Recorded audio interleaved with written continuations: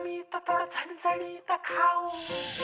पोटाला मनाशी थोडं बोलायचं हाय, चमचमीत थोडं झणझणीत आता बनवायचं काय.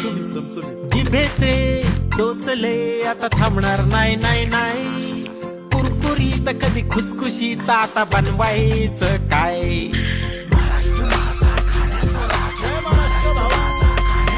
पुण्याची भाकरवाडी, कोकणात सोलकढी, नाशिकची मिसळ तर ठाण्याची भेळ भारी, खानदेशी कालवण, विदर्भाचा ठसका, मुंबईचा वडापाव, मराठवाड्याचा ठेचा.